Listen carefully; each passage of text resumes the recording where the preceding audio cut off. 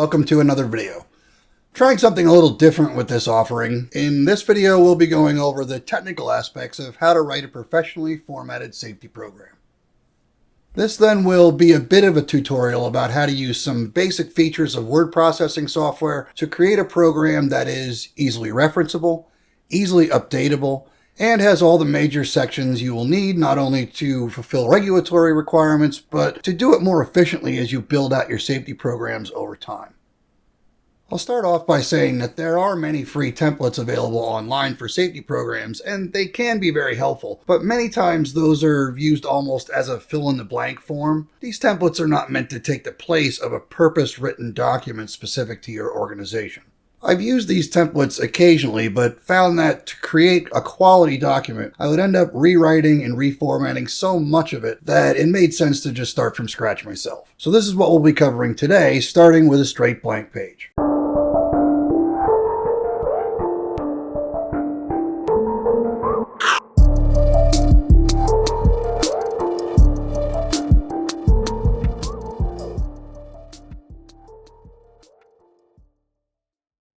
I'll be using Google Docs for this tutorial as it has all the basic features you'll need to accomplish your goal. There certainly are other free use software options, but this is one that I've had the most experience with personally, other than Microsoft Word. I'll add a small word of caution related to Microsoft Word documents, especially existing or legacy Microsoft Word documents. If you're converting from a .doc or .docx or other common Word file format to something like Google Docs, there will very likely be some formatting issues when it's converted that will need to be repaired for the document to function properly. There are a lot more advanced features available in MS Word than in something like Google Docs, so there are inevitably going to be some challenges during the conversion. You'll also run into similar challenges if you happen to be attempting to convert from an uneditable version of a document like, say, a PDF to an editable version. I'll leave it to the computer science channels to tell you why, but these are some initial difficulties that may provide instant frustration for the uninitiated. So let's get started.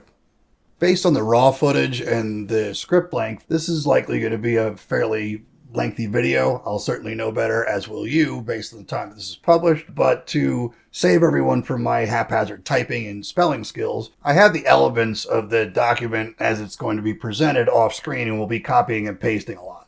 Now that I have all the excuses out of the way, we'll start with a cover page. The cover page for any safety program should include the company name, basic contact information, and the title of the program. This may seem simple enough, but right on your cover page should be everything that a reader needs to be sure that they're looking at the correct document.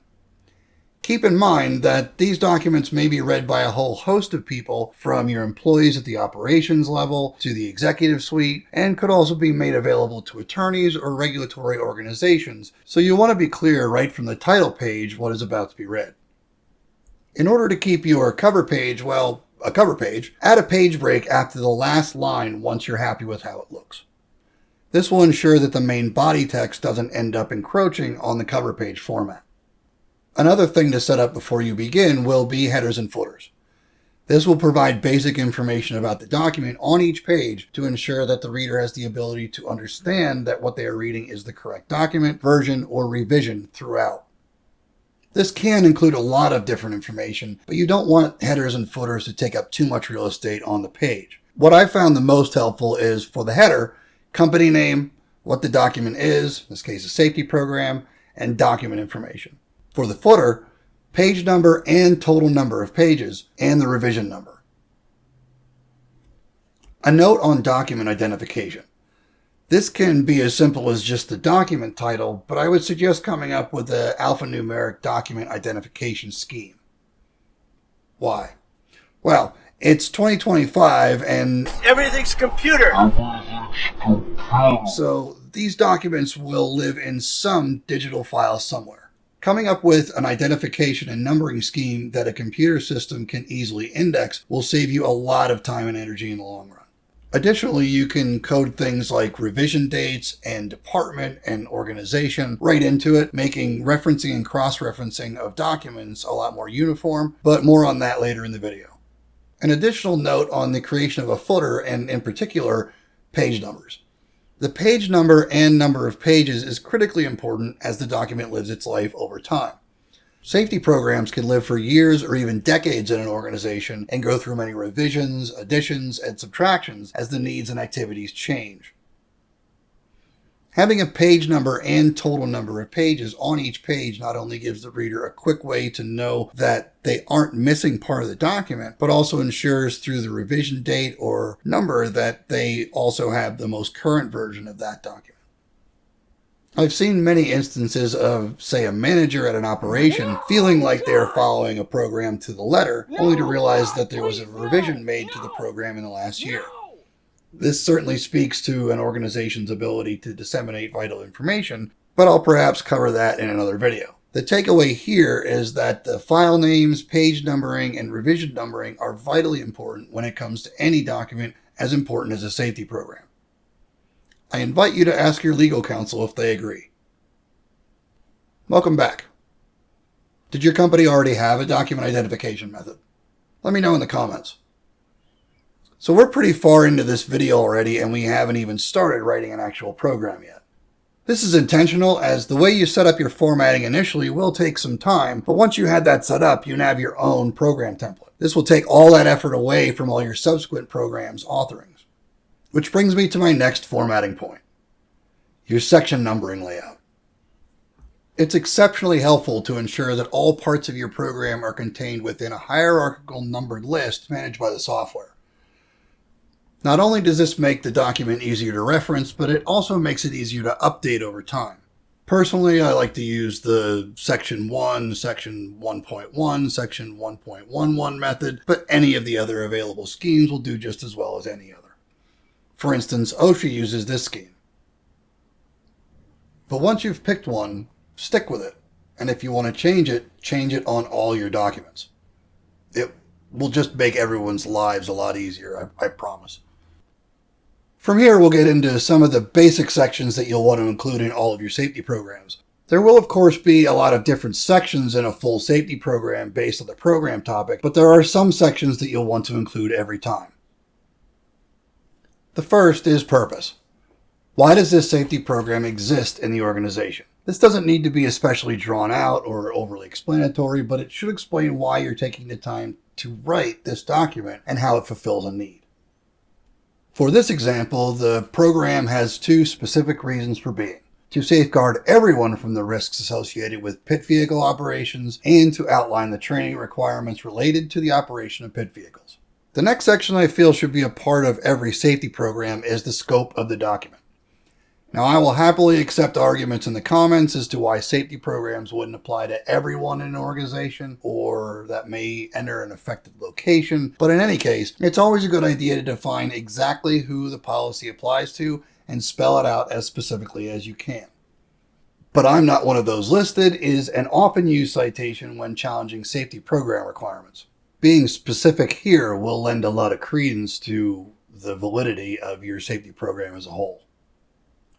With these two sections out of the way quickly, the next section should be a definitions section. This is important for a whole host of reasons, but in every program, you should define any commonly used terms related to the program, acronyms, abbreviations, etc., to be sure that the reader can know exactly what you mean when you use them later in the document. Not only will this provide clarity to the reader, it will make the substance of the document a lot less wordy throughout, because you don't have to spend time actually defining your terms in the body of the program. Additionally, never assume that a term or abbreviation is common knowledge. In this instance, the term pit may be commonly known by some, but most people will simply refer to them as forklifts. That term may not be adequate to describe the program, as pit vehicles encompass more than just standard forklifts. Abbreviations also mean different things to different disciplines. Ask anyone that's been in the military what they think of abbreviations. This highlights the importance of a definitions section in all of your programs. The next section that should be as standard is program responsibilities. It's really great to have a program, but if the responsibilities for the administration of the program are not defined, then it's inherently ineffective. There will always be responsibilities assigned to a safety or EHS department or personnel, so you may as well start with that. But most safety programs will surely have responsibilities at multiple levels, so include each level specifically and describe their responsibilities fully. Another quick note, it's prudent to name positions and not individuals by name. Even though both are not necessarily permanent in any organization, positions have a tendency to be a more stable way to describe where responsibilities lie within a program. Also, don't forget to include the responsibilities of those that are effected as well as affected. For instance, in this example, non-operator employees have responsibilities related to the safe operation of pit vehicles as well as the operators, the affected. The operators may have the lion's share of that responsibility, but if a pit strikes a pedestrian, the pedestrian will lose. So it's important to include them in this section in this particular example. From here, the number of sections and their headings will be very specific to the related program. I won't spend any time on that here since this isn't really a tutorial about how to write a pit program, but I will take that time to explain how some of your pre-work related to document structure will pay off as the document exists past its creation.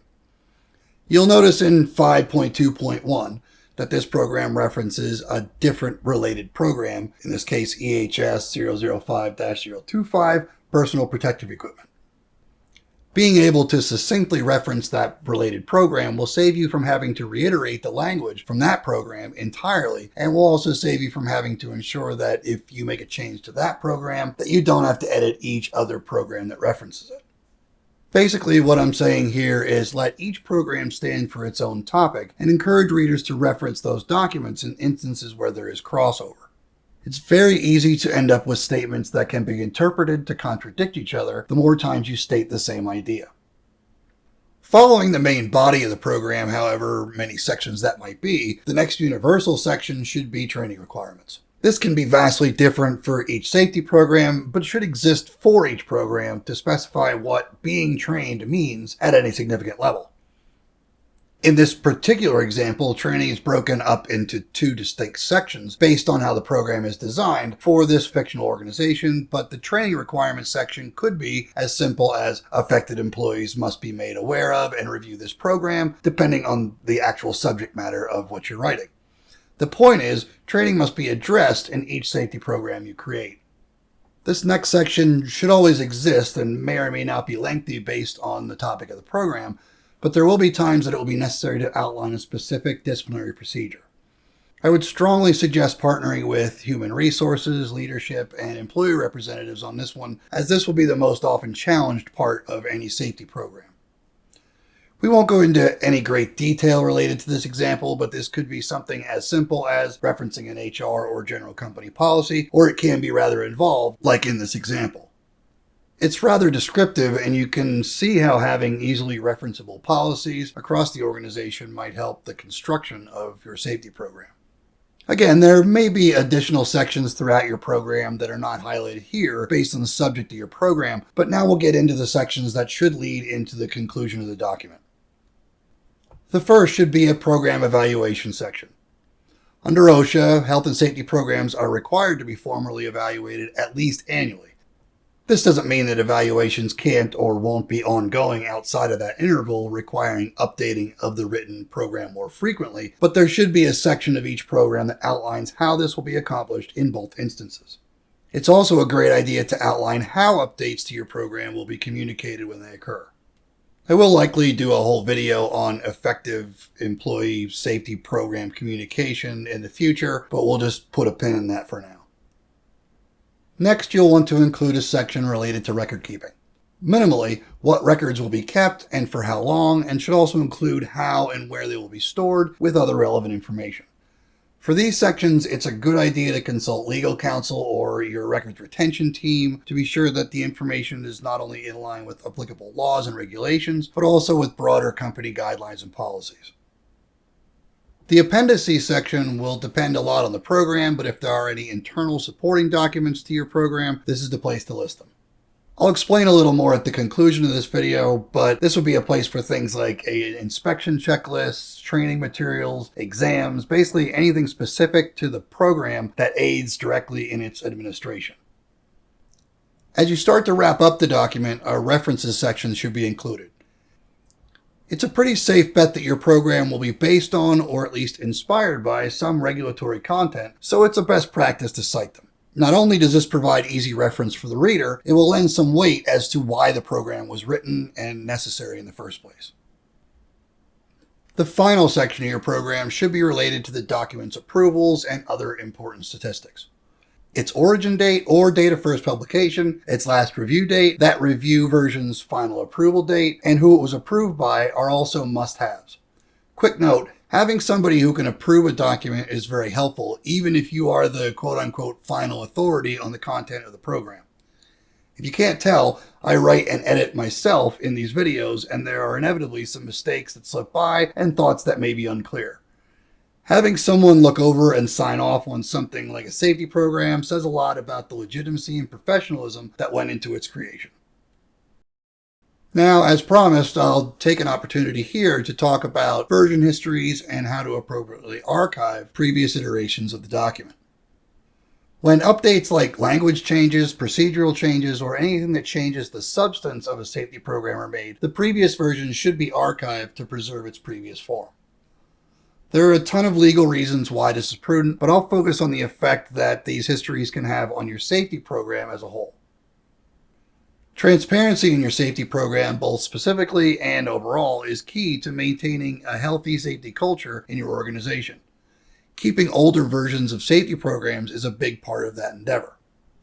There will be occasions, no matter how well communicated, that when a change is made to a safety program, someone won't get that information. But keeping previous versions of key documents like safety programs will go a long way to demonstrating transparency in that process. A good example of this may be with an employee that returns to the organization after a few years. A few years ago, the training requirements to be a pit operator may have been different. And if there is any confusion, you'll easily be able to understand where that confusion comes from so that you may address it effectively.